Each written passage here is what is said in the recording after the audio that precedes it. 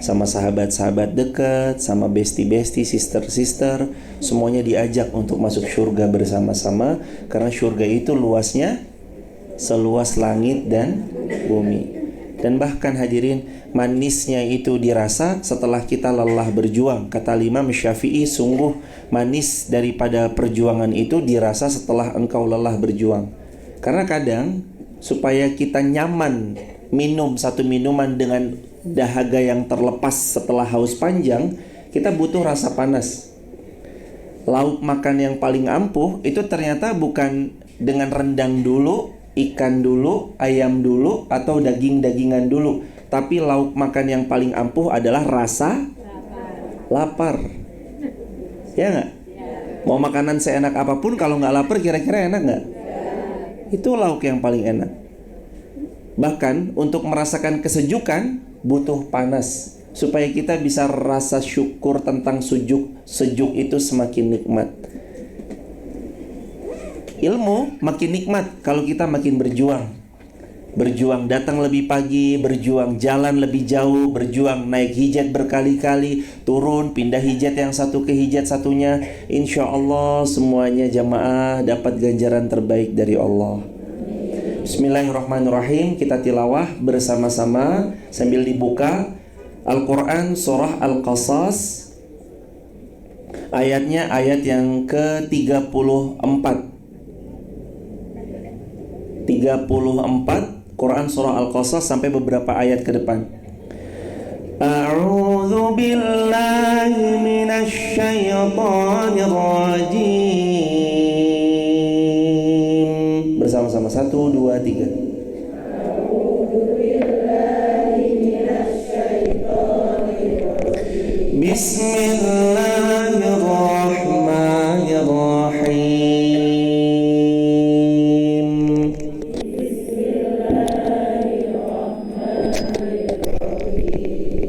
Ayat 34 dah ketemu? Wa akhi Harun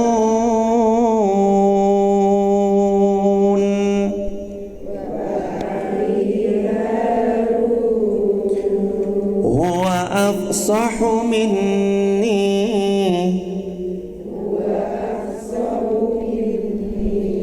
lisanan fa arsilhu ma'i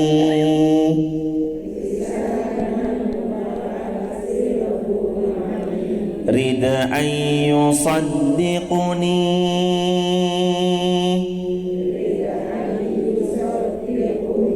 inni akhafu an yukadzibun.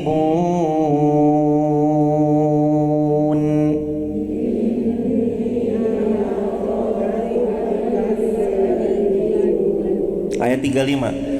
Qala sanashuddu adudaka bi akhik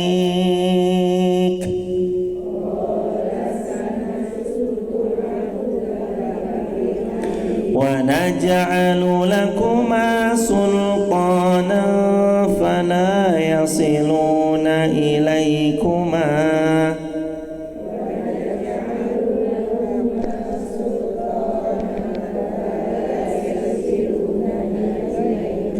bi ayatina antuma wa man ittaba'akumal ghalibun.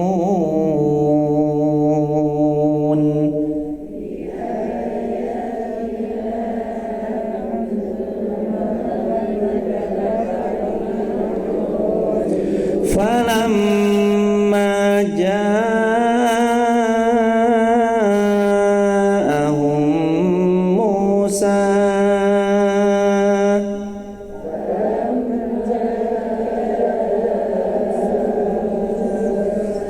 bi ayatina bayyinat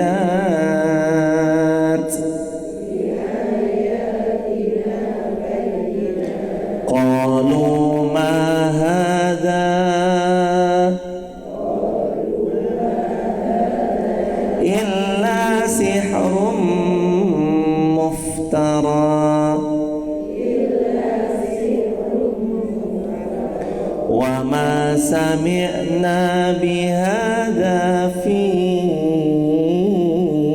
abainal awwalin.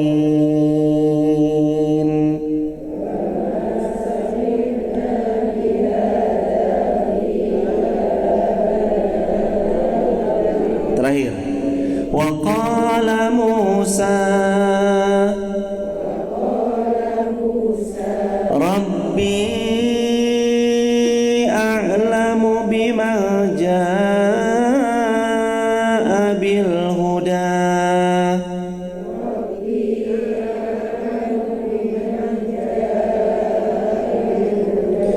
min 'indihi wa ma takunu lahu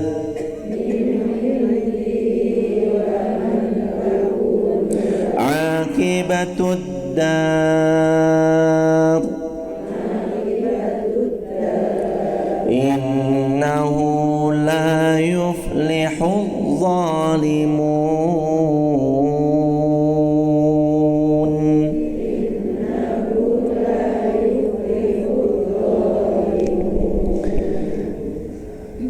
Allah Subhanahu wa taala berfirman, ini capturean cerita tentang Musa dan saudaranya Musa namanya Harun.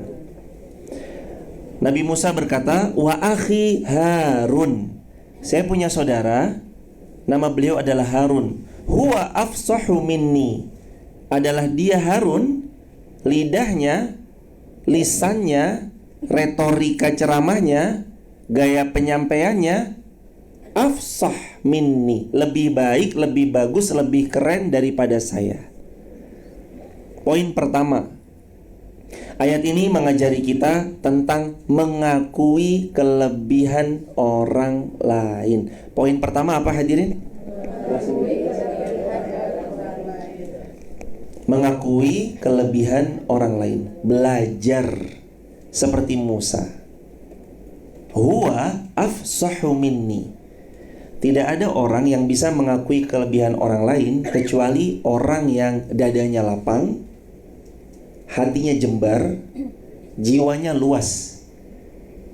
Karena orang-orang yang sempit dan kerdil jiwanya itu sulit mengakui kehebatan orang lain, kelebihan orang lain, kecerdasan orang lain, kepintaran orang lain, pencapaian orang lain. Kalau hati yang sempit dan kerdil, nggak akan pernah bisa berkata huwa afsahu minni.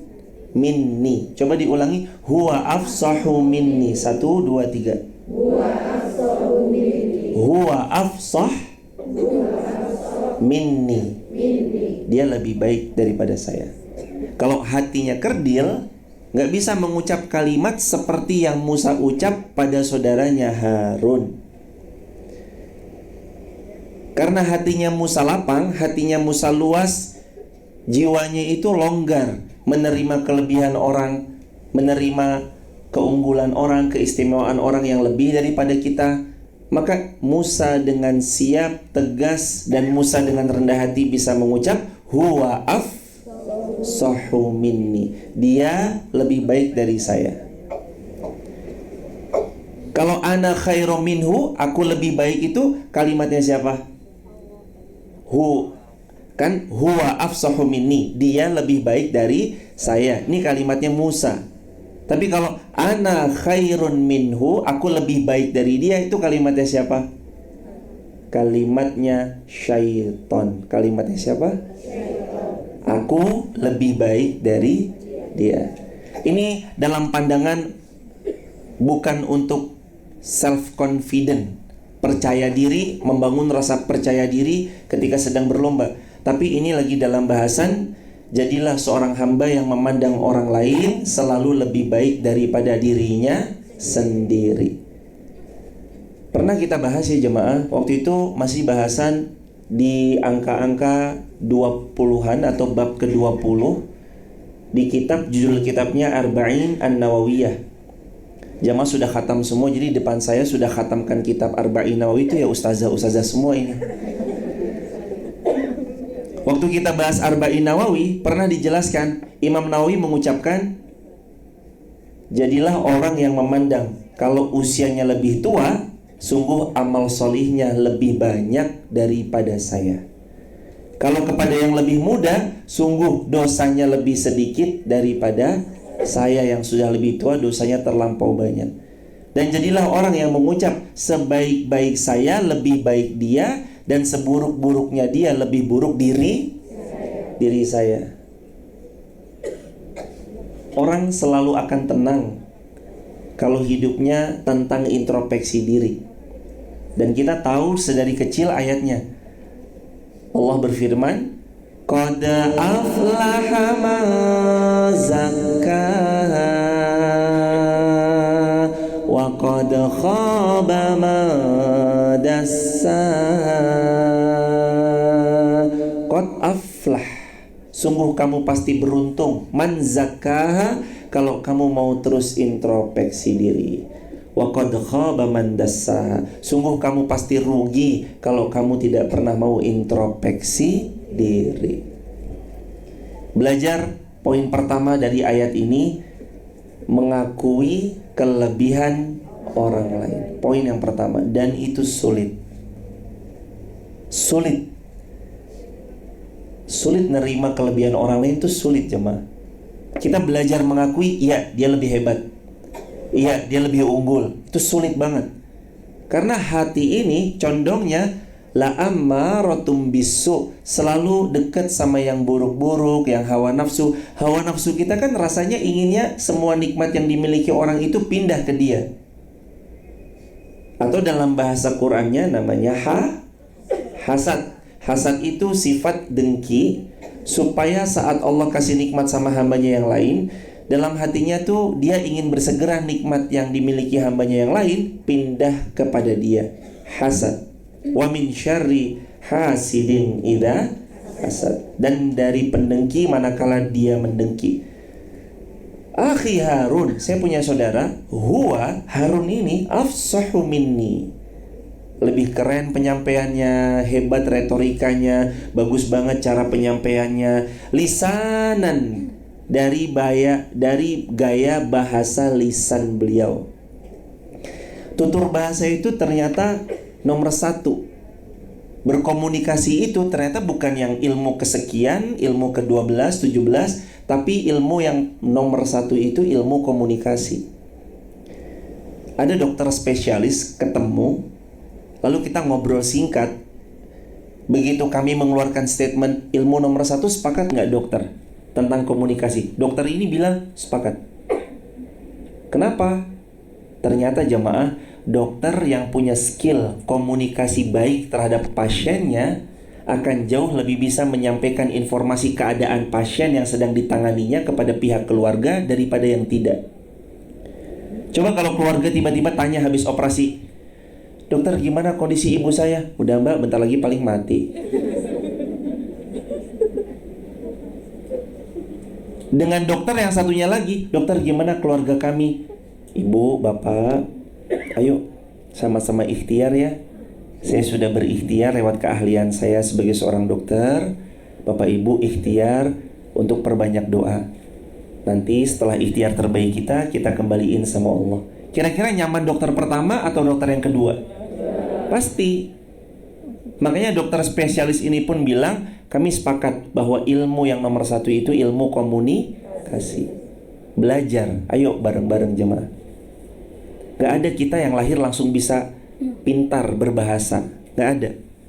Saat kita terlahir, bahasa kita semuanya sama. Bahasa tangisan bayi yang identik.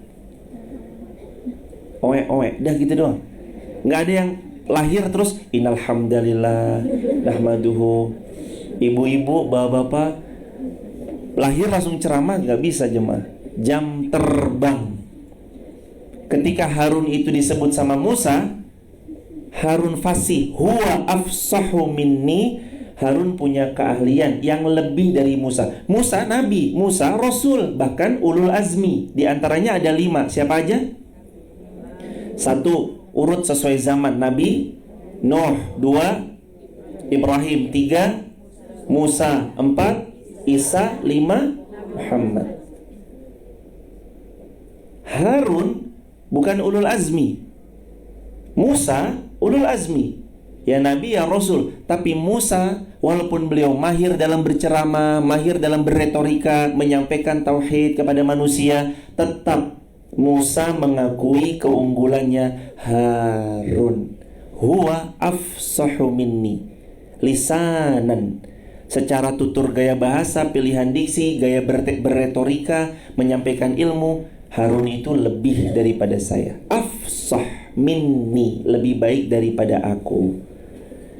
Pelajaran pertama, akui kelebihan orang lain. Pelajaran kedua, mulailah belajar berbahasa, berkomunikasi yang baik. Suami yang mendapati istrinya pandai bertutur kata yang baik, berbahasa yang baik, akan lebih mudah berperilaku baik ketimbang mendapat feedback dari sang istri dengan kalimat yang gak baik. Saling pun sebaliknya, istri akan lebih mudah berbuat baik sama suami kalau suami mintanya juga dengan yang sopan, bukan seperti kayak seseorang lagi nyuruh orang lain, tapi seseorang yang sedang memohon, meminta pada orang yang dicintainya. Bukan kayak lagi nyuruh orang yang ada di bawahan dia, bukan, tapi dia seperti meminta, memohon. Suami memohon kepada istrinya, tolong dong sayang, maaf, bisa gak dibuatkan kopi? Sama buatin kopi deh. Apaan sih nih? Akan berbeda feeling dalam sebuah rumah yang dihiasi dengan kata-kata baik, sama dalam sebuah rumah yang sebaliknya, suasana atmosfer rumah itu akan berbeda. Dan itu nggak bisa dikebut dalam satu malam, kecuali kita mulai dari diri kita hari ini. Pulanglah membawa kalimat yang lembut. Toto lembut. Iya papa, terima kasih pak, jazakumullah khairan. Nih istri saya udah minum obat belum ya? Habis ngapain ini? Habis ngaji apa habis ngapain? Oh habis ngaji, ya lebih baik. Karena seperti itulah hakikatnya ilmu. Ilmu itu kata Imam Malik bin Anas, gurunya Imam Syafi'i, 3. Ilmu itu mendatangkan kewibawaan, ketenangan. Yang ketiga, ilmu itu merubah orang jadi lebih baik. Ilmu itu yang pertama mendatangkan kewibawaan, yang kedua mendatangkan ketenangan, yang ketiga merubah orang itu jadi lebih baik. Ilmu kita tuh udah banyak, kita tuh gak kurang ngaji jamaah. Kita gak kurang kata-kata motivasi jamaah. Buka aja TikTok, semua motivasi isinya.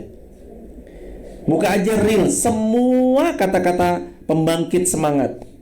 Semangat beramal ya, jangan lupa ya Allah tuh maha baik. Semua buka TikTok, buka Reels, buka Short, YouTube Short, semuanya tuh motivasi semua. Kita gak kurang motivasi, kita cuma kurang mengamalkan ilmu yang sudah kita dapatkan. Itu toh. Makanya buat saya yang berbicara dan buat kita bareng-bareng, yuk amalin pelan-pelan. Walaupun kita masih jauh dalam kata sempurna, dan apalagi bukan di dalam lagi, kita masih di luar dari kata sempurna itu. Tapi kita berusaha ngamalin ilmu yang kita punya. Ada rumus IA yang harus jamaah terus pegang. I-nya ilmu, A-nya amal. I-nya ilmu, A-nya amal. I-nya ilmu, A-nya ilmu, amal. Ilmu, amal, ilmu, amal. Berbahasa yang baik mendukung gimana nanti atmosfer pembicaraannya itu terbawa, tergiring ke arah yang baik. Afsahu minni lisanan. Gaya bahasanya, tutur bahasanya Harun ini lebih baik dari saya. Lisanan, kalau dia mengucap dengan lisannya, dia berbicara, itu hebat sekali, membuat orang berubah lewat wasilah lisannya Harun. Fa'arsilhu ma'iyarid, fa'arsilhu ma'iyarid ayyusaddiquni.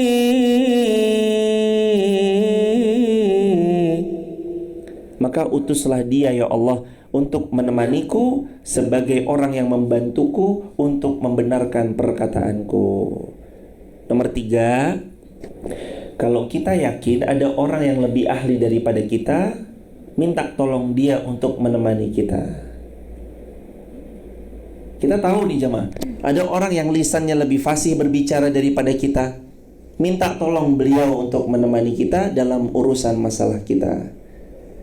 Kalau belanja, sebagaimana perempuan suka belanja, apalagi dari luar kota, kebaca banget. Kadangkala di tempat-tempat pariwisata, kalau bahasanya bahasa yang bukan daerah lokal, dikasih harga yang lebih pricey, lebih tinggi. Bu, ini harga berapa? Oh, ini 10.000. Bu, niki pinten nggih? Oh, niku 5.000 mas. Bisa beda. Mungkin di sebagian tempat masih ada yang kayak gitu. Pentingnya ordal. Apa tuh ordal? Orang dalam. Akamsi, anak kampung asli sini. Akamsi. Waktu Musa mau dakwah, Musa minta sama Allah, ya Allah, ini ada Harun, saudaraku, sungguh dia lebih fasih lisannya.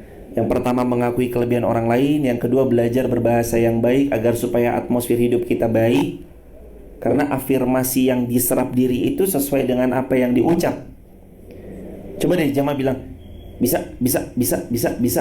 Afirmasikan diri kayak gitu, nanti power dari dalam diri kita bisa. Coba deh jamaah ulang-ulang kalimat la tahzan innallaha ma'ana, la tahzan innallaha ma'ana. Tenang, ada Allah sama kita, tenang, Allah maha baik, Allah pasti sayang sama kita. Berat beban yang sedang dirasa perlahan meluruh, runtuh, hilang seketika nanti, karena dia mengafirmasikan kata-kata positif buat dirinya sendiri. Terus nomor 3, minta tolong orang untuk nemani kita dalam satu urusan yang kita tahu dia ahli. Atau bahasa gampangnya nomor 3, serahkan pada ahlinya. Nabi pernah bersabda satu kesempatan, kalau kamu menyerahkan sesuatu bukan pada ahlinya, tunggu kehancurannya. Belajar untuk berlapang dada menyerahkan pada ahlinya. Nggak semuanya harus kita sikat sendirian. Nggak ada yang mampu manusia hidup sendirian. Kalau jamaah membuat satu baju aja, jilbab aja, itu harus buat sendirian. Kayak apa nunggu lamanya? Anda harus nanam dulu kapasnya, habis itu dipintal jadi benang, habis itu dirakit jadi satu, jadi kain baru Anda jahit sendiri. Terlalu lama. Tapi ini semua mata rantai kebaikan yang Allah sediakan. Semua saling membutuhkan. Yang kapas untuk dipintal jadi benang, ya berarti orang yang jual benang butuh kapas. Dari kain itu butuh benang, ya berarti nanti laris yang jual benang jadi kain. Setelah jadi kain nanti penjahit laris karena ada bahan-bahannya. Setelah itu ada yang beli lagi. Semua saling membutuhkan. Beras yang jamaah makan itu jamaah tanam atau jamaah langsung beli di pasar? Rata-rata beli di pasar. Kecuali mungkin ada ya di sini mungkin karena tinggalnya di daerah yang pegunungan, pesawahan, yang masih banyak banget bisa nanam sendiri. Oke mungkin, tapi berapa lama kita butuh menunggu kalau kita nanam sendiri? Serahkan sama ahlinya. Belajar dari Musa, dia mengakui kelebihan orang lain dan menyerahkan pada ahlinya atas keahlian yang saudaranya punya. Untuk apa? Ma'iyah, supaya menemani. Kalau Musa, Nabi, Rasul, Ulul Azmi, butuh teman. Kalau Musa aja butuh teman, padahal beliau Nabi, Rasul, dicintai Allah. Allah sangat membimbing beliau dalam setiap derap langkahnya. Karena utusan Allah selalu dibimbing Allah derap langkahnya. Kalau Musa aja butuh teman, apalagi kita jamaah. Kita itu paling butuh sama teman yang support dalam kebaikan. Jangan pernah jauh-jauh, jangan pernah lepas dari teman-teman yang solih. Karena teman yang solih itu saling menarik seperti magnet. Perbuatan baik yang teman kita lakukan, kita sebagai teman dekatnya akan berusaha ngimbangin perbuatan baik mereka. Dan sebaliknya. Maka saat seseorang itu mendekat kepada penjual parfum, kata Nabi, ia akan tertular wanginya karena dia dekat-dekat dengan penjual parfum.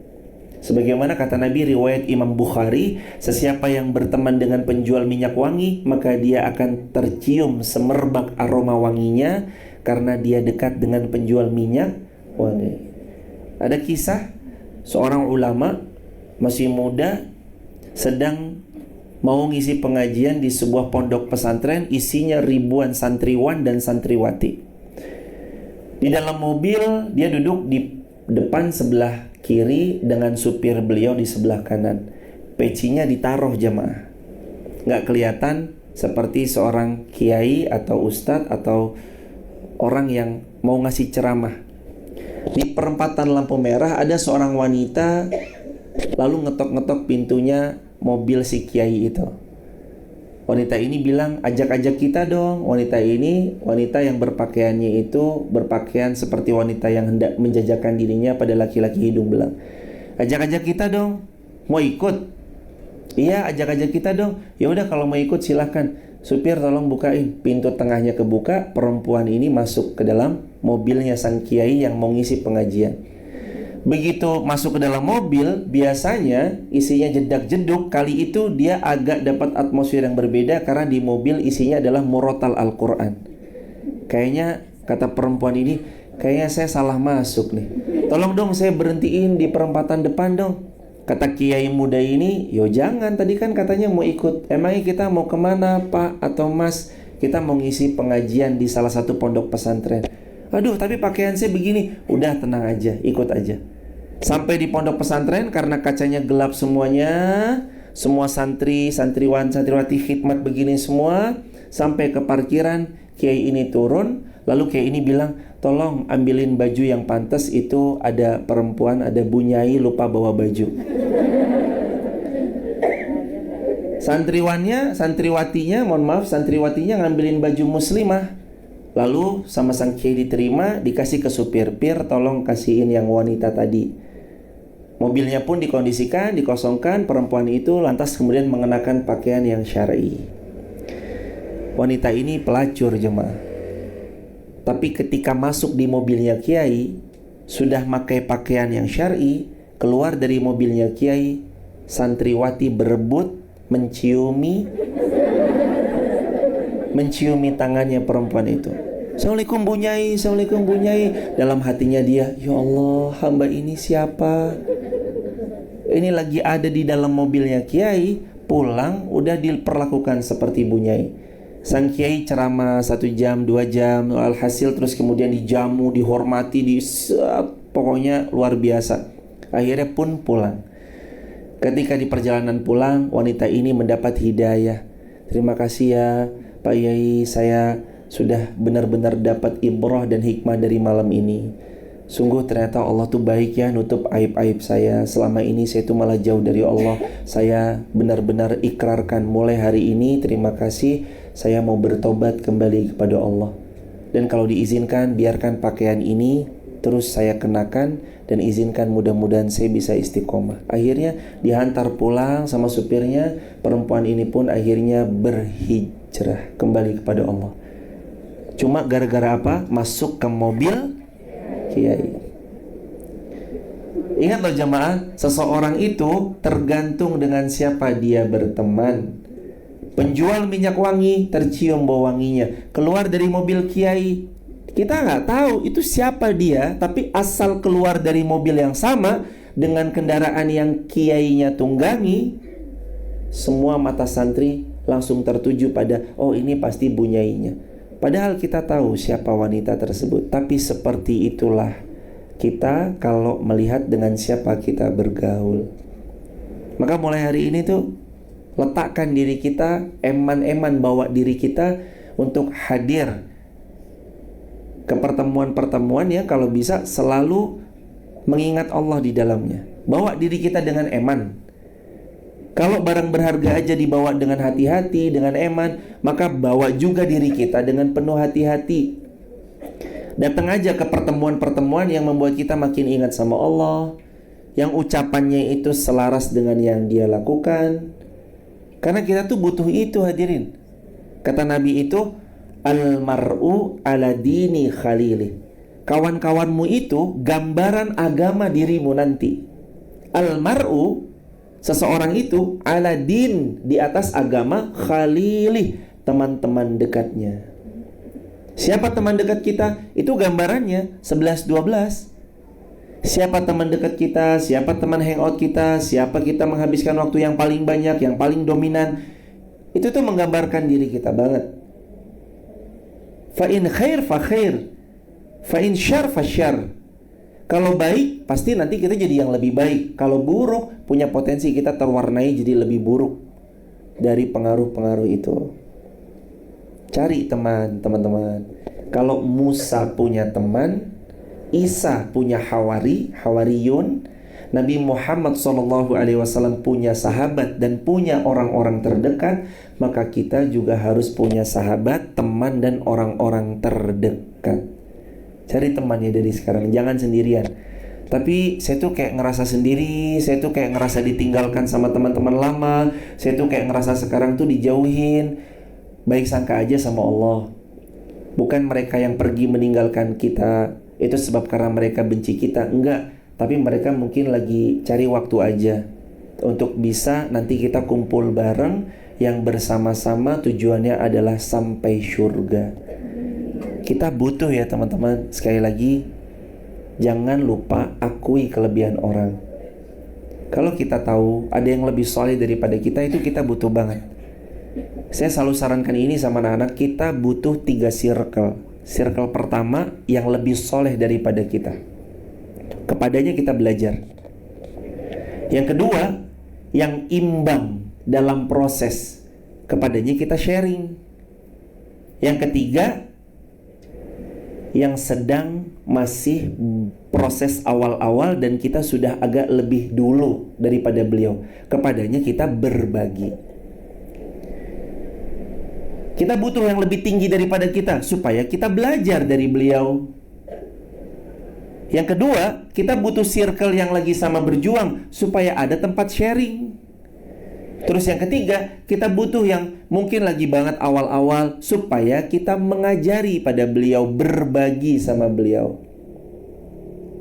Selalu ada kesempatan buat kita punya circle tiga-tiganya itu.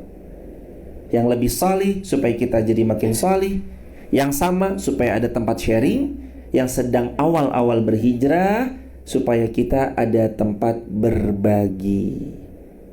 Itu jemaah.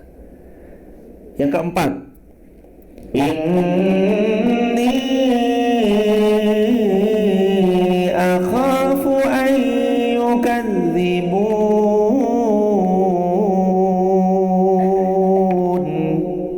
Sungguh aku takut ya Allah, kalau mereka nanti mendustakan apa yang aku ucapkan.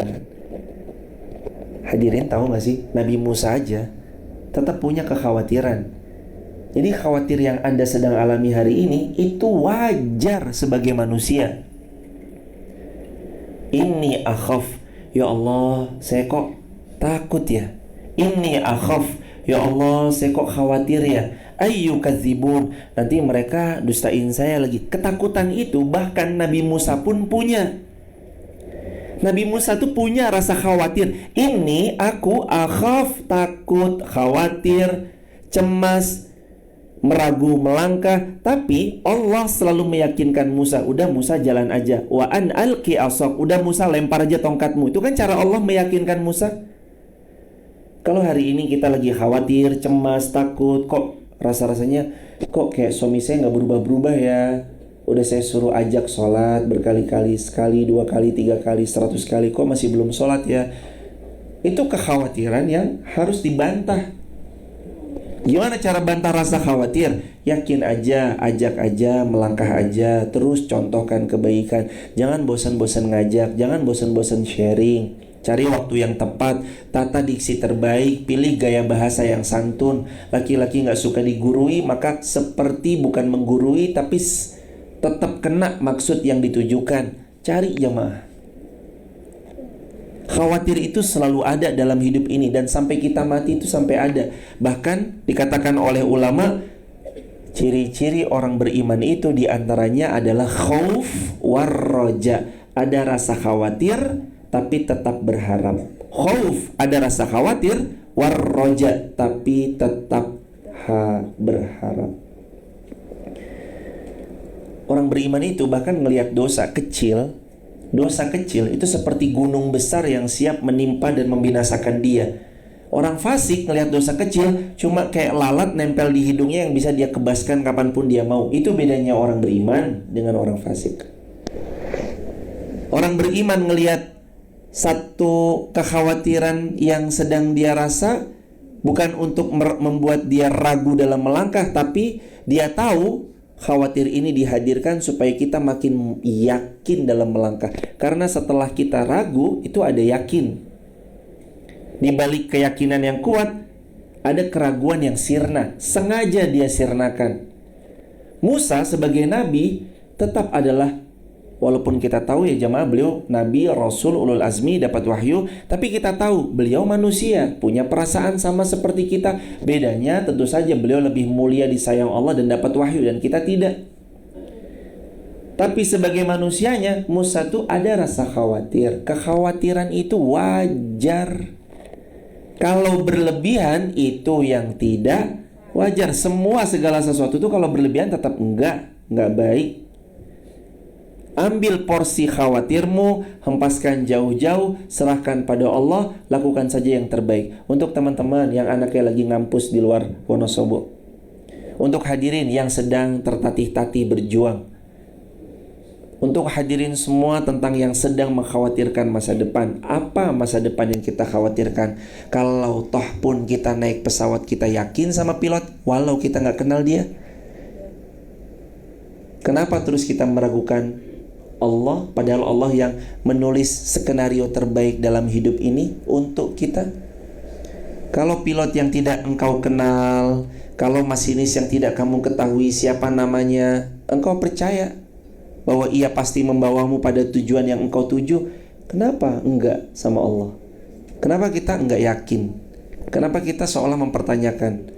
Padahal kita tahu semua yang terjadi itu karena Allah Ar-Rahmanir Rahim, Maha Pengasih lagi Maha Penyayang. Kalau Allah sudah sayang, Allah pasti memberi yang terbaik. Khawatir, nomor 4, pahami khawatir itu wajar, tapi tetap harus berharap. Nomor 4, pahami khawatir itu wajar, tapi tetap harus berharap. Dari satu ayat aja kita dapat 4 bahasan, 4 poin. Yang pertama, akui kelebihan orang lain. Yang kedua, belajar berbahasa atau belajar komunikasi dengan baik. Yang ketiga, serahkan pada ahlinya. Minta teman. Itu juga nomor 3 itu diantaranya ma'i. Ya Allah, jadikan Harun ini peneman aku dalam dakwah. Apa sih visi misinya Musa? Menyampaikan kepada Fir'aun, la ilaha illallah, la ma'buda bihaqqin illallah. Visi misinya Musa itu tuh supaya Fir'aun beriman, Musa butuh teman. Nanti kalau dalam kita bareng-bareng nih berjuang dakwah bareng-bareng, ngaji bareng-bareng, rutinan reboan bareng-bareng kayak gini misalkan tiap duha, kita butuh bareng-bareng. Nabi Musa aja gak sendirian. Nabi Musa minta agar Allah mengizinkan Harun menemaninya dalam berdakwah. Oke, ngaji jangan bareng-bareng, ngaji jangan sendirian, tapi kalau bisa bareng. Ingat, syurga itu jannah arduhas samawat wal ard uiddat lil muttaqin. Syurga itu luasnya seluas langit dan bumi. Jangan dipersempit. Yang masuk syurga nih cuma saya aja sama guru saya, misalkan contoh kalimatnya gitu. Saya sama guru saya, iya. Cuma kamu sama gurumu aja, iya. Aduh, terlalu sempit sekali kalau begitu. Padahal Allah mensifati syurga itu luasnya seluas langit dan bumi.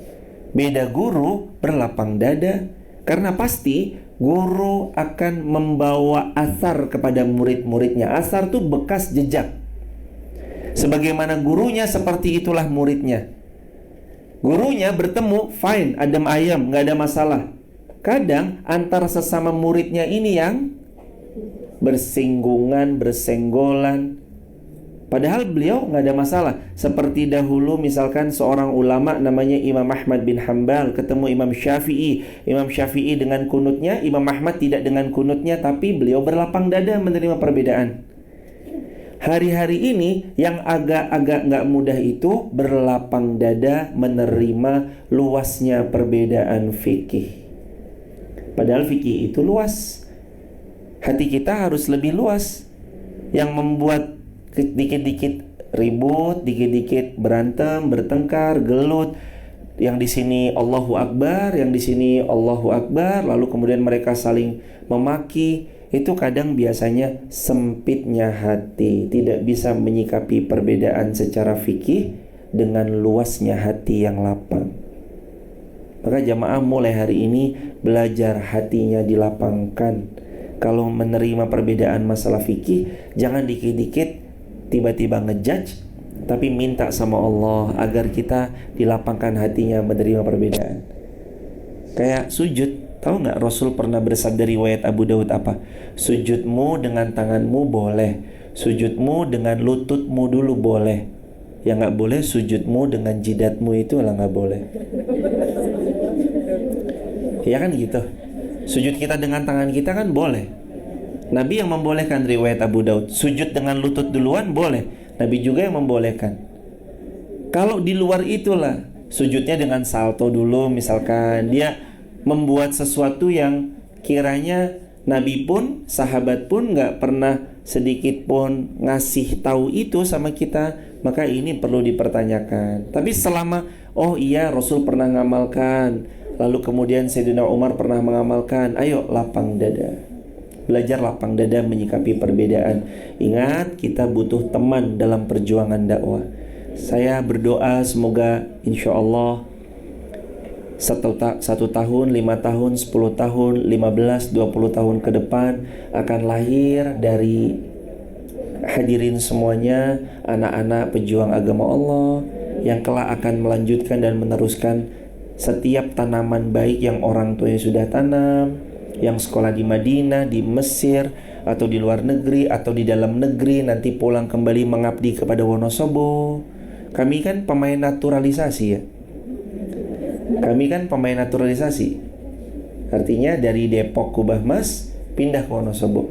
Nanti insya Allah mudah-mudahan akan ada putra-putra terbaik Wonosobo yang nanti khidmat untuk Wonosobo. Ngaji, ngajar ngaji kita bareng-bareng. Masa duduk saya nanti pindah ke bawah dan gantian anak-anaknya jamaah yang ngisi di sini. Dengan ilmu beliau, dengan retorika beliau, dengan pengalaman beliau, latar belakang beliau yang di pondok ataupun yang belum di pondok. Semuanya itu tentang waktu aja. Kita yang dulunya mengajar, sekarang kita yang diajar. Dulunya kita guru, sekarang kita jadi murid. Cuma dibolak-balikin gitu aja hidup. Kita butuh teman-teman yang salih. Karena teman-teman yang salih juga dengan izin Allah nanti bisa memberi syafaat buat kita di hari kiamat kelak. Lalu yang keempat tentang khawatir. Khawatir itu wajar, tapi berharap itu harus. Mari kita beranjak ke ayat 35. Dan Allah berfirman, kami akan menguatkan engkau, membantumu dengan hadirnya saudaramu.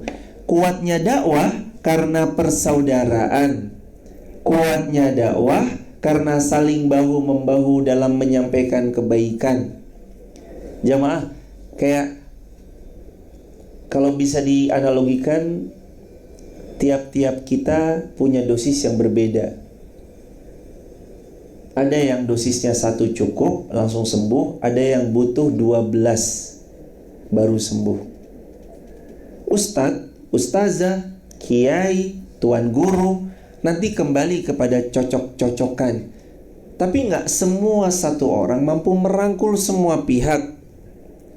Ada satu orang yang bisanya merangkulnya tuh merangkul kalangan-kalangan yang masih jauh dari Allah banget, yang bahkan ketika datang pun masih agak-agak sulit mengenakan hijab. Mereka berdakwah di sana dan nggak apa-apa untuk hal itu. Ada yang kalangan dakwahnya di kalangan anak-anak muda. Alhamdulillah dengan lisannya banyak anak muda berhijrah dan berubah. Nggak apa-apa.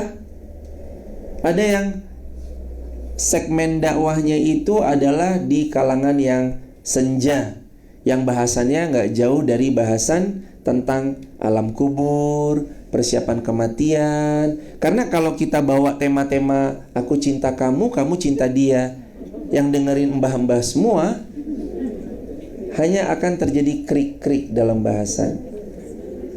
Kalau anak muda, mungkin yang tercium adalah wangi. Misalkan ini contoh ya, ini contoh.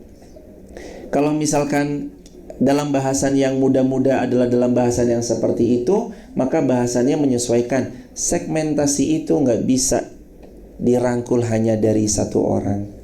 Makanya kita butuh barisan-barisan yang menguatkan dakwah satu sama lain. Ada yang bidang kemuslimahan, ada yang bidangnya yang sudah muda, yang sudah senja, atau yang anak-anak muda. Ada yang bidangnya tentang nanti muamalah, ada yang bidangnya tentang nanti perbedaan fikih, perbedaan mazhab, ada yang bidangnya nanti tentang hati, tazkiyatun nafas, muhasabah, ada yang bidangnya nanti memotivasi. Semuanya ambil setiap-tiap kebaikan dari setiap ilmu yang bisa didapatkan. Perbanyak, sebarluaskan setelah dapat. Karena bahkan Nabi Musa pun Allah utus peneman dalam dakwahnya, namanya Nabi Harun. Qala sanashuddu adudaka bi akhika. Sanashuddu itu maknanya kamu akan aku, Allah maksudnya kamu akan Allah kuatkan dakwahmu bi akhika, dengan datangnya saudaramu bernama Harun. Kuatnya dakwah bareng-bareng. Semua datang meramaikan dakwah kebaikan, tausiah-tausiah, ceramah-ceramah, kajian-kajian. Ini jemaah. Yang poin yang kelima berarti dikuatkan dakwah karena persaudaraan. Wa naj'alu lakuma sultanan fala yasiluna ilaikuma. Dan Allah akan berikan kepadamu kekuasaan yang besar dan mereka tidak akan dapat mencapaimu. Apa makna kekuasaan? Dikatakan para ulama, dakwah salah satunya akan butuh dengan yang disebut tadi. Apa yang disebut Allah? Sultanan, peran kekuasaan. Ada 5 yang kalau jamaah bisa punya, salah satunya aja sebenarnya nggak apa-apa. Tapi kalau bisa punya 5-5-nya ini lebih bagus. M, kuat. Mifik, masih ingat Mifik? M, kuat secara militer. I, kuat secara iman dan ibadah. F, kuat secara finansial. I, kuat secara ilmu. K, kuat secara kekuasaan. Mifik, singkatannya apa? Mifik. M-nya militer, I-nya iman ibadah, F-nya finansial, I-nya lagi ilmu, K-nya sultanan, kekuasaan. Wa naj'alu lakuma sultanan, kami jadikan kamu berkuasa. Nabi Musa dijadikan oleh izin Allah berkuasa. Nabi Harun demikian. Yasiluna ilaikuma, maka mereka tidak akan dapat mencapai kalian. Karena teman-teman yang dirahmati Allah, ada tanda tangan orang itu yang berdampak bisa merubah puluhan bahkan ratusan ribu orang dengan satu tanda tangannya. Tapi ada orang yang tanda tangan ratusan ribuan kali itu ya nggak ngubah apa-apa. Saya tanda tangan itu ya biasa-biasa aja. Coba tanda tangannya kita dengan tanda tangannya seorang presiden, kira-kira powerful mana? Itu.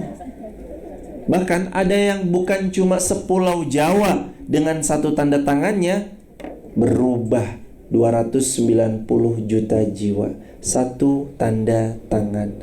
Ada peran nggak dalam dakwah? Perannya ada. Ustadz berdakwahnya lewat lisan. Orang kaya berdakwahnya lewat sedekah. Orang yang bertenaga berdakwahnya lewat tenaganya, khidmatnya. Tapi seorang DPR, MPR, menteri, bahkan sampai presiden itu berdakwahnya dengan tanda tangan. Maka ia masuk surga dengan tanda tangannya. Kalau jamaah punya suami yang powerful, tanda tangannya diingatkan. Ayah coba dong tanda tangan yang baik-baik ya. Ayah jangan lupa tanda tangan yang bagus-bagus ya. Ayah, ayo ayah tanda tanganin ini ya. Tanda tangan itu ngefek banget jamaah. Tanda tangani yang baik-baik. Sultanan, karena ada peran kekuasaan di dalam kebaikan dakwah. Kalau jamaah nanti punya saudara yang berkuasa, bisik-bisikin aja, kadang ketemu, kadang ngobrol. Kekuasaan itu tuh macam-macam. Ada yang di bidangnya pemerintahan, ada yang di bidangnya kuasa dalam harta, di bidangnya mungkin punya beberapa orang yang membersamai. Itu kan kekuasaan juga. Pakai semuanya untuk menolong agama Allah. Bi ayatina antuma wa manittaba'akumal ghalibun. Berangkatlah kamu berdua membawa mukjizat yang Allah berikan kepada kalian. Kamu berdua dan orang-orang yang mengikutimu pasti akan menang. Jamaah, ayat ini itu berlaku bukan cuma hari ini, bukan cuma zaman Musa, tapi berlaku zaman Musa, hari ini, dan sampai besok hari kiamat. Bahwa kamu dan orang-orang yang mengikuti jejakmu sudah tahu endingnya ghalibun, kamu pasti menang.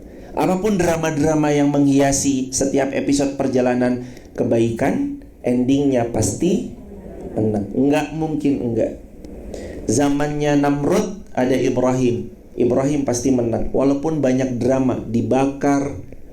Waktu Ibrahim lempar-lempar berhala, lalu terus kemudian hancur berhalanya, disisakan kampak, digantungkan kepada patung yang paling besar. Ibrahim ditangkap.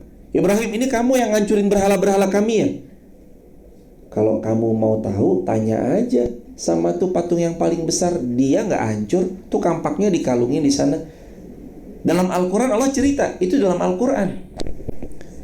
Lalu dikatakan, gimana kami bisa bertanya kepada patung yang paling besar sedangkan dia tidak bisa berbicara, dia tidak bisa mendatangkan manfaat, dia tidak bisa juga menghancur-hancurkan. Lalu Ibrahim tinggal jawab, kalau sudah tahu dia gak bisa bicara, gak bisa memberimu manfaat, gak bisa ngancurin yang ada di sekelilingnya, kenapa kamu sembah? Fabuhitalladzi kafar. Orang-orang kafir tuh makin gemes banget. Akhirnya Musa ditangkap, diikat, disiapkan satu api yang besarnya 3 gedung 3 lantai. 3 lantai besar apinya Musa. Lalu mohon maaf, 3 lantai besar apinya Ibrahim. Lalu Ibrahim dimasukkan ke dalam api. Lalu Ibrahim berdoa, yang doa ini tercatat di banyak kitab. Salah satunya Suhuf Nabi Ibrahim, Tauratnya Nabi Musa, Injilnya Nabi Isa, dan di dalam Al-Qur'annya Nabi Muhammad SAW. Doanya Ibrahim diabadikan. Qal ya naru kuni bardan wa salaman ala Ibrahim. Wahai api, ya naru, wahai api, kuni bardan, jadilah kamu dingin. Bardan, dingin. Wasalaman, dan bukan cuma dingin, tapi jadilah kamu keselamatan ala Ibrahim, bagi Ibrahim.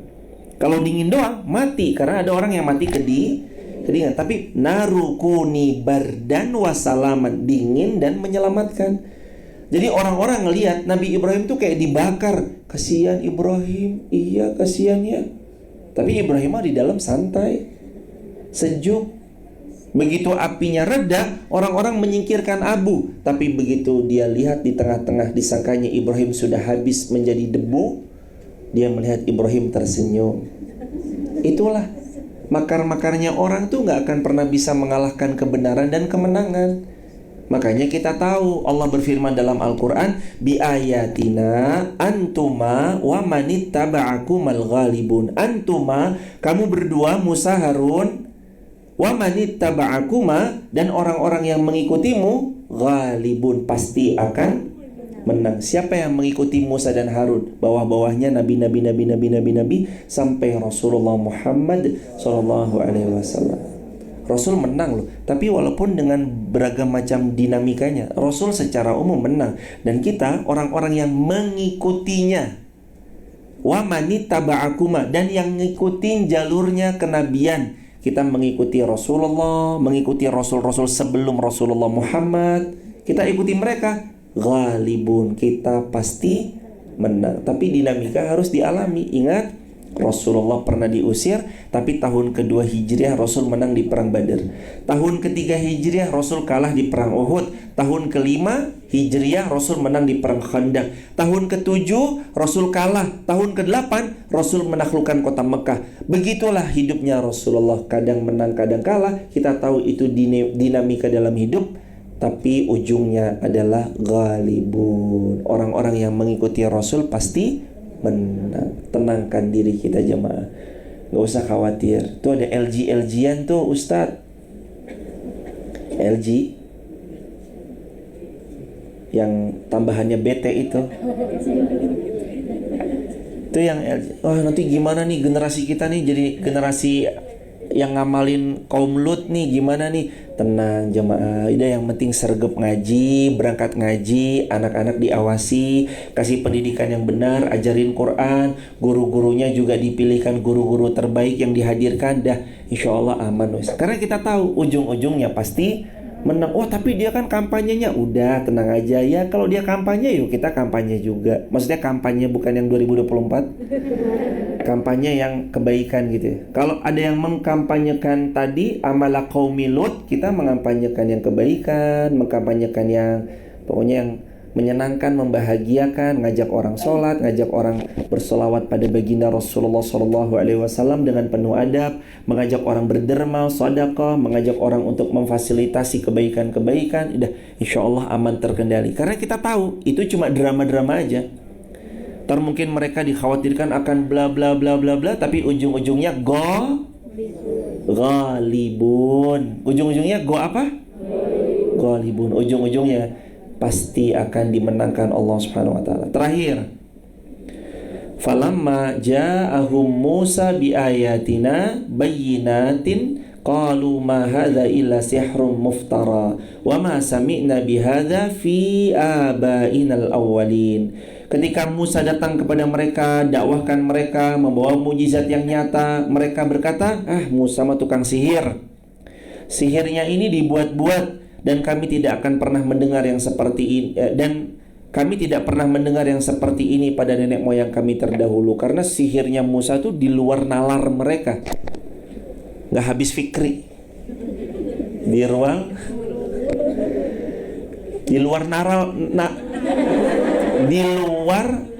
nalarnya mereka. Bayangkan jemaah, saat yang lain melempar tongkat jadi ularnya kecil, lobet, dicabut, maaf bisa mas?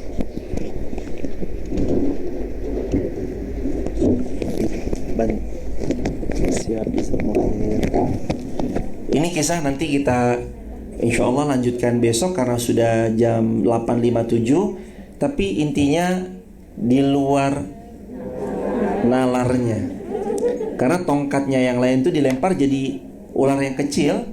Begitu Musa, ular yang paling besar yang gak pernah ada satupun para penyihir itu bisa punya kemampuan sehebat itu. Ingat selalu ya hadirin, Allah berfirman, dan ini closing statement kita, wa makaru wa makarallah wallahu khairul makirin. Kalau ada orang mau jahati Allah tuh paling baik dalam membuat makar.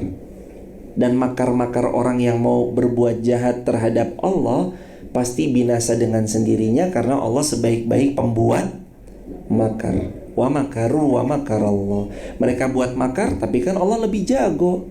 Dan gak akan pernah ada ceritanya manusia bisa mengalahkan Allah, kecuali Allah pasti akan mengalahkan makar-makarnya manusia yang berbuat jahat kepada Allah. Begitu hadirin, mari kita buka tanya jawab buat jamaah di TikTok, YouTube maupun Instagram. Kalau ada yang mau mendapatkan video pendek potongan dakwah kami dan semua info-info terkait kajian kami, sahabat bisa tap link di bio ya. Sebut namanya, asal kotanya, asal negaranya. Kalau hadir offline bisa save nomor WA-nya 0812 13 60 70 20 0812 13 60 70-20. Sebut namanya dan bilang aja saya yang tadi offline di Elena. Insyaallah dibalas secara otomatis oleh pesan WA. Barakallahu fikum. Ayo kita buka tanya jawab, waktu dan tempat dipersilakan. Ada pertanyaan? Silakan hadirin. Boleh mikrofonnya dihantar?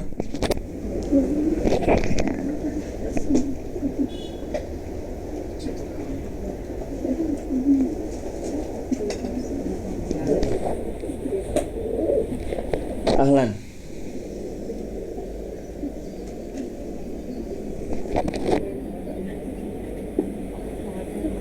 Baterainya kan habis itu. Oh, udah diganti. Oh iya, bisa dipencet agak lama, Mbak. Agak lama sampai nyala warna hijau. Sudah nyala. Coba cek.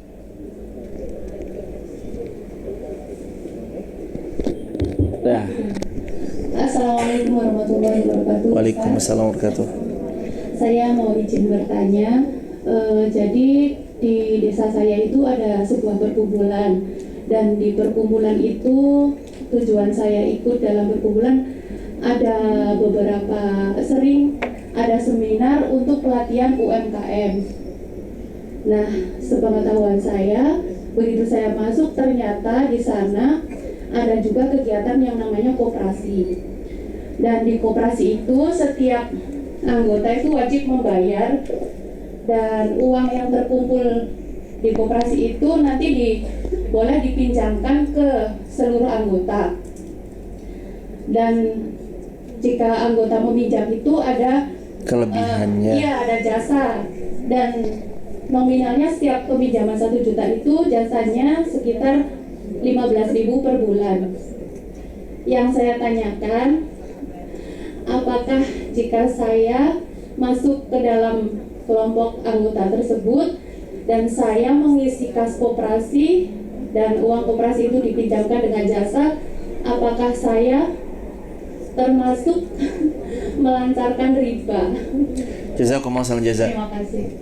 Wa iyyak, semoga Allah memuliakan yang bertanya sekeluarga besar beliau dan seluruh kaum muslimin. Tentu saja yang pertama kita banyak-banyak mohon pertolongan kepada Allah.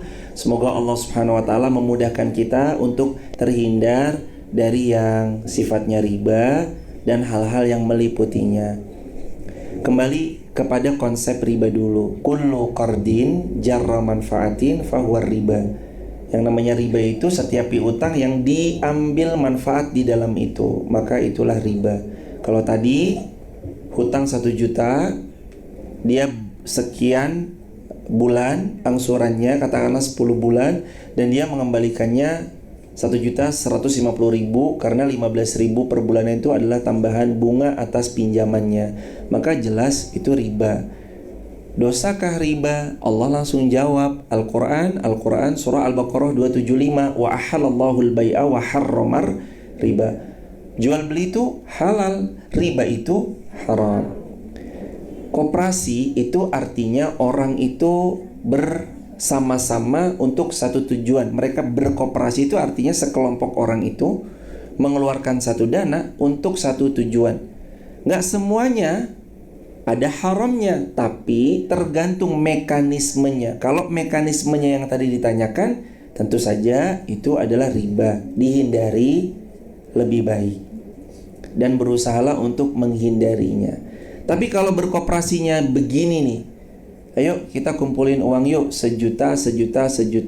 Ada 20 orang nih, kumpul 20 juta buat satu usaha. Nanti hasil usaha itu dibagi 20 orang ini. Halal, nggak apa-apa. Itu mereka saling bersepakat untuk memulai satu bisnis usaha sesuai dengan yang tadi, tanpa ada meminjamkan, karena memang real sektornya adalah ahalallahul bai', halal jual beli.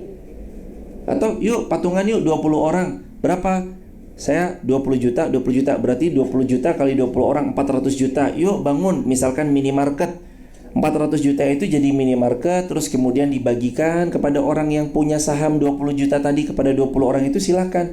Tapi kalau itu terkumpul misalkan 400 juta lalu dipinjami, lalu ada begini dan begitu dan kelebihannya itu, di situ kelirunya, di situ yang kurang pasnya. Kalau yang begitu baiknya gimana? Apakah saya sebaiknya left ataukah tetap? Kalau bisa kita left, sebaiknya segera ditinggalkan, itu lebih baik. Kalau misalkan ditentukan nanti akhir tahun baru boleh keluar, itu gimana?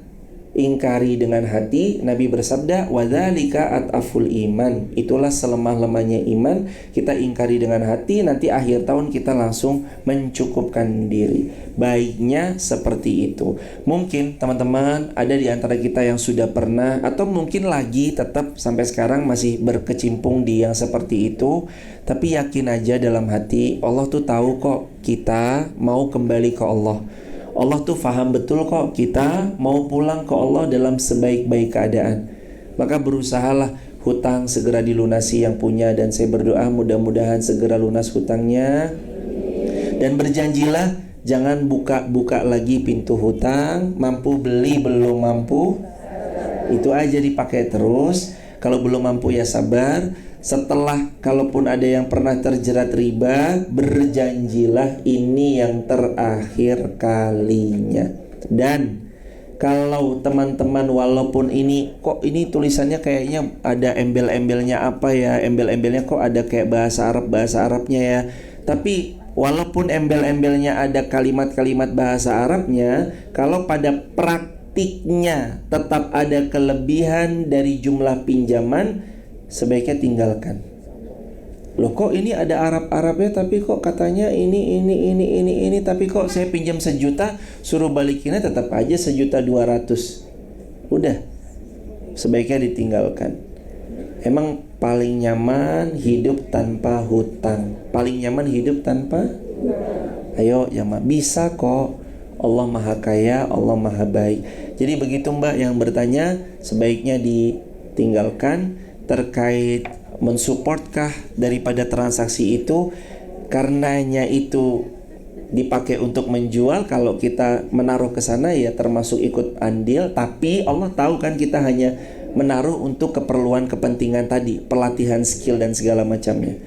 Anggaplah itu membayar. Tapi kalau ternyata itu dipakai untuk meminjami, emang sebaiknya mencukupkan diri. Begitu ya hadirin. Sehat-sehat selalu. Apa kunci kekayaan dalam Islam? Berhutang atau bersedekah? Kunci kekayaan dalam Islam. Sabda Nabi, yamhaqullahu riba, Allah pasti akan membinasakan riba. Wa yurbis sedekah, dan Allah pasti menumbuh suburkan sedekah-sedekah kalian. Ada orang sedekah, insya Allah biidznillah rezekinya gak akan pernah putus, insya Allah. Kalau mau kaya, bukan hemat pangkal kaya atau hutang pangkal kaya, tapi sedekah pangkal ya. Begitu hadirin, sehat-sehat selalu. Alhamdulillah, terima kasih atas pertanyaan kerennya. Jadi penutup juga pada pertemuan kita pagi ini. Jamaah, mari kita tutup dengan doa. Semoga Allah meridhoi apa yang kita ikhtiarkan.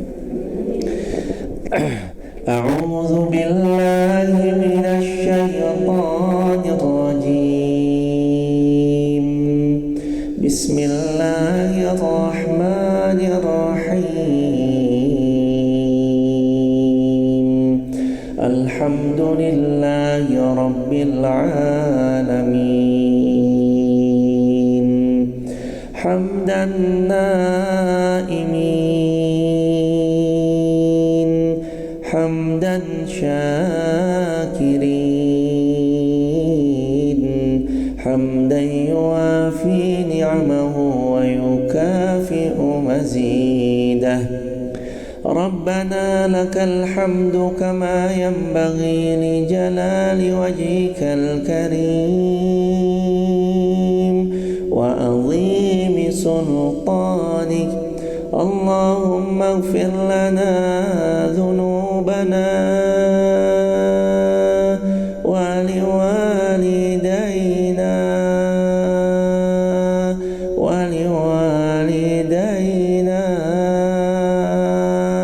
warhamhuma kama rabbayana shighara walil mu'minina wal mu'minat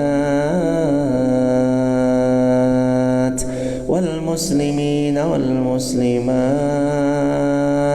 al ahya'i minhum wal amwat. Allahumma la sahla illa ma ja'altahu sahla wa anta تجعل الحزن إذا شئت سهلا ربنا اغفر لنا ذنوبنا وإسرافنا في أمرنا وثبت أقدامنا وانصرنا على القوم الكافرين.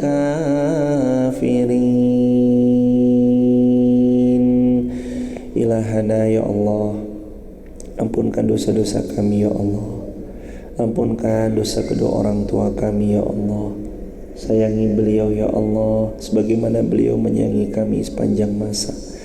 Ya Allah, berat beban ini ya Allah, tapi bersama Engkau pasti menjadi ringan.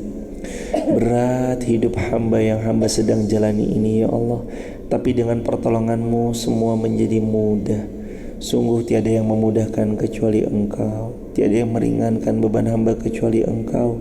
Rumah tangga kami mungkin sedang di ujung tanduk, berikan solusi terbaik.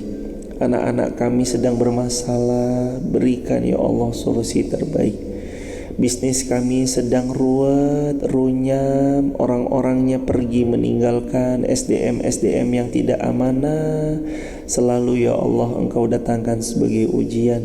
Berikan solusi terbaik pada usaha-usaha kami yang sedang kami rintis. Ya Allah, sungguh Engkau Al-Ahadus Samad, lam yalid walam yulad walam yakul lahu kufuwan ahad. Engkau sebaik-baik peneman dalam setiap perjalanan. Engkau sebaik-baik penolong atas apa yang hamba khawatirkan. Tolong kami ya Allah, bantu kami ya Allah, mudahkan urusan-urusan kami ya Allah. Ya Allah, berkahi harta yang suami kami dapat, berkahilah rezeki yang kami punya. Dengannya ya Allah kami bisa beramal salih.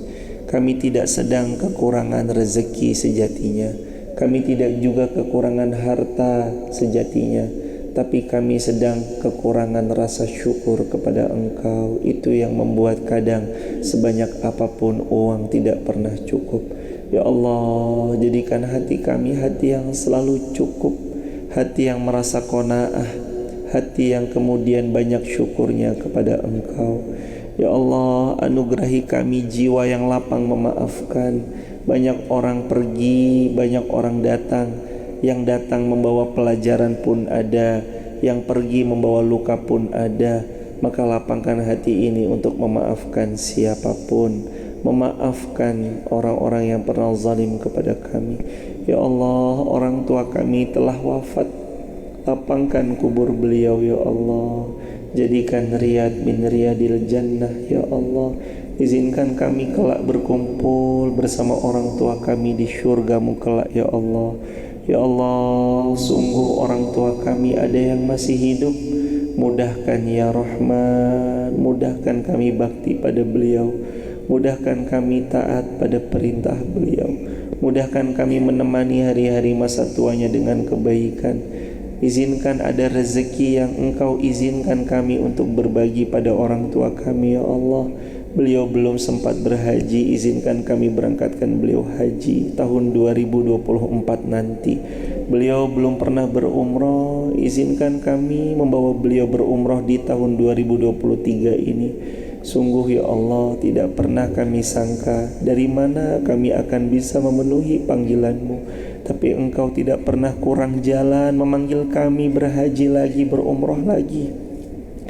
Tapi Engkau tak pernah kekurangan cara untuk memanggil kami menjadi tamu-Mu yang beribadah ke tanah suci ya Allah. Ya Allah, terima amal ibadah kami, terima ngajinya kami, terima majelis taklim ini, terima kami belajar bersama ini, terima kami mengajarkan kebaikan-kebaikan ini.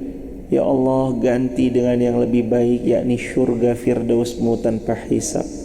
Masukkan kami ya Allah ke dalam golongan yang dicintai baginda Nabi Muhammad, dirindui Ummuna Khadijah, Ummul Mukminin. Ya Allah, jadikan kami hamba-hamba-Mu yang kelak dibariskan dalam barisan Rasulullah Muhammad, dibariskan dalam barisannya Ummuna Bunda Khadijah.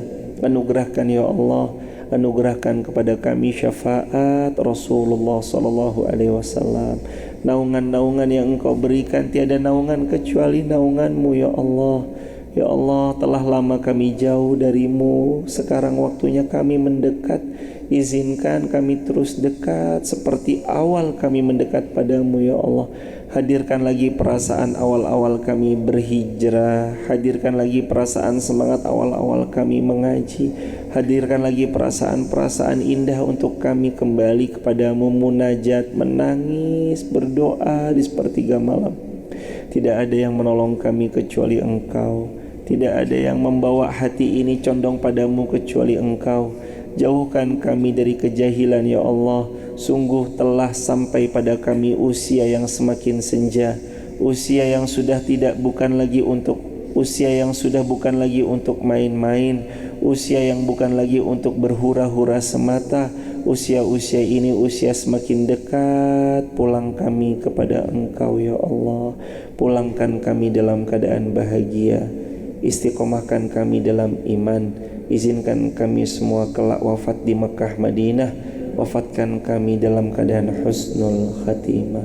Rabbana atina fid dunya hasanah wa fil akhirati hasanah wa qina adzabannar. Alhamdulillahi rabbil alamin. Hadirin, hidupnya kita untuk menambah kebaikan. Semoga wafatnya kita nanti sebagai tempat perberhentian dari dosa yang dilakukan. Allahumma ja'alil hayata ziyadatan lana fi kulli khair wa ja'alil mauta rahatan lana min kulli syarr. Salam untuk keluarga, ditengok amal jariahnya. Kalau ada jamaah mau juga membersamai anak-anaknya untuk angkatan kedua, Masjid Muhammad Al-Fatih punya sekolah, yakni Sekolah Hafiz Quran Muhammad Al-Fatih, juga bisa langsung didaftarkan untuk inden di tahun 2024. Sehat selalu ya jamaah, salam keluarga ya jamaah, ditengok amal jariahnya.